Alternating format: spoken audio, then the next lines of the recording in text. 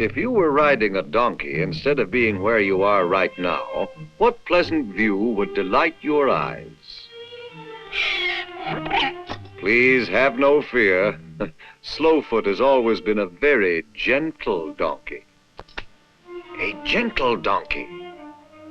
Now we must hurry down this familiar street to, we must hurry to that coffee house ahead where a kind old sheikh retells the well-loved stories of Nasruddin Hoxha.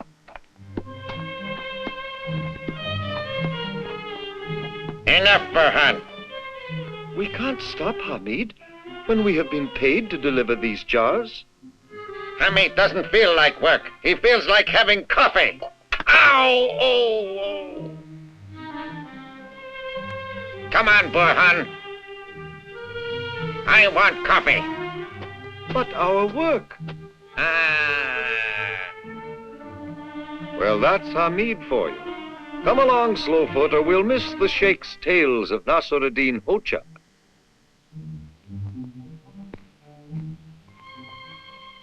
You are lazy, Hamid. That's your trouble. I'm not lazy. You know, there are some countries in this world where the workers control everything.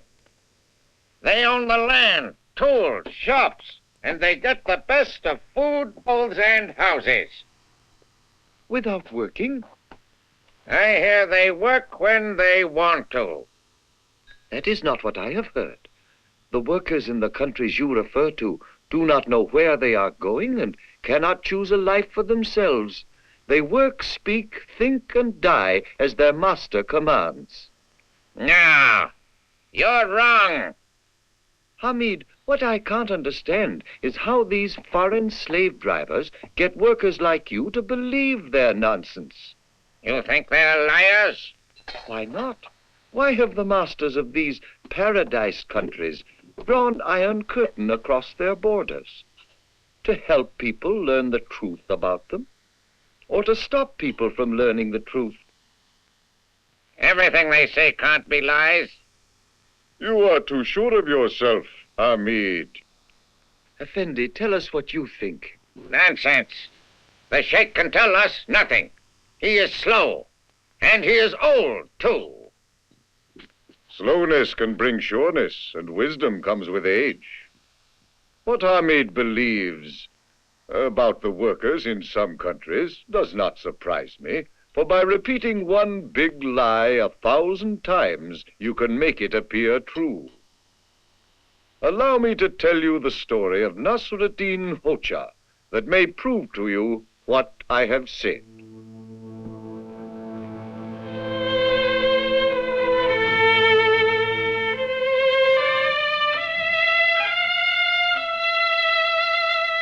There was a time when the Hoxha was very sad and lonely. His beloved wife had died over a year before, and there was no cheerful home waiting at the end of each weary day. The Hoxha's friends were unhappy too. They missed the old days when Nasruddin would sit with them and laugh at their jokes. Ah, their jokes. Wise men have marked the thin line between comedy and tragedy, but fools know it not. And so, though they called themselves the Hoxha's friends, the two villagers thought of the ugliest and plainest unmarried woman they knew, and they made their plans.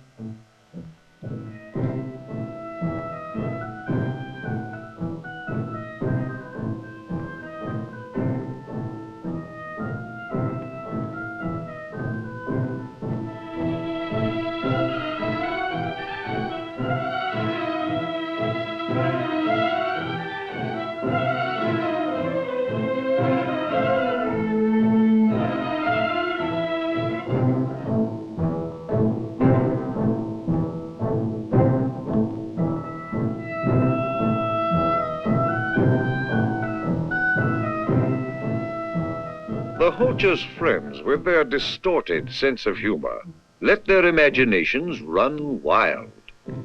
And, much as expected, their lavish descriptions of womanly beauty set fire to the lonely thoughts in the Hoxha's unhappy mind.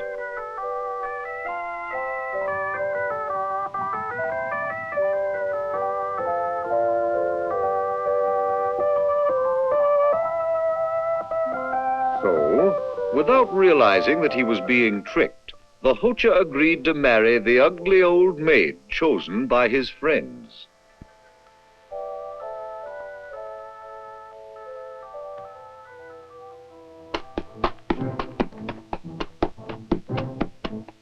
As was the custom in that time and place, Nasruddin Hocha did not see his bride before the marriage contract was signed. But at last the day came for him to welcome her to his home.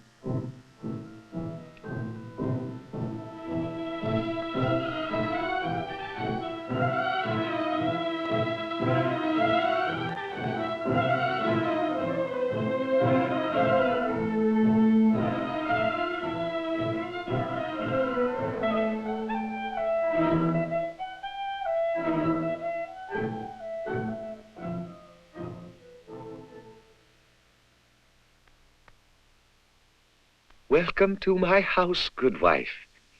I hope you find it pleasing to your eyes.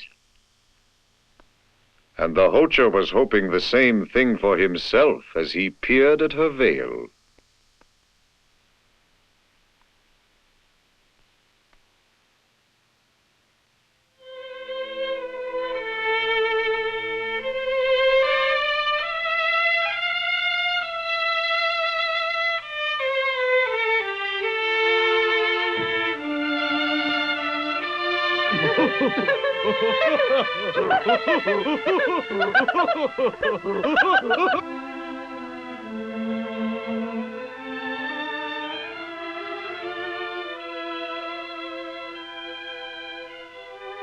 Through the bitterness of his shattered dreams, the Hocha knew how he had been tricked.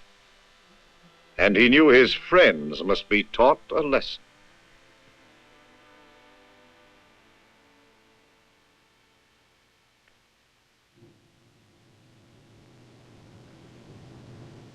The next day, instead of being angry, the Hocha thanked his friends many times for finding him such a lovely woman.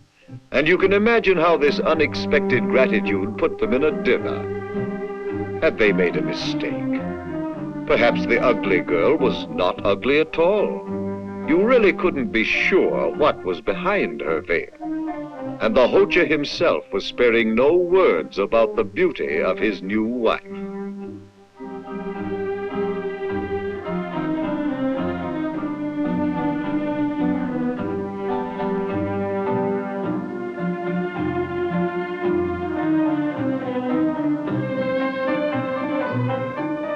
Finally, by the time the story got back to the two friends, everyone was envying the Hocha and marveling at his rare luck in having such a bride.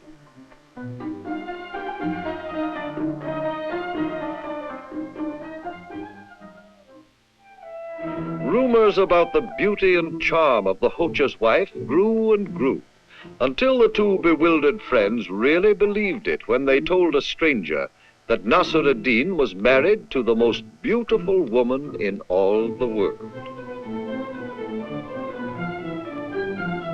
At last the Hocha had reason to smile again, while the truth lay always concealed behind the veil of his faithful wife. And so, you see, you would be wise to question the grand stories that come from behind a curtain of secrecy. For like the Hocha's big lie, they may have very little truth to them.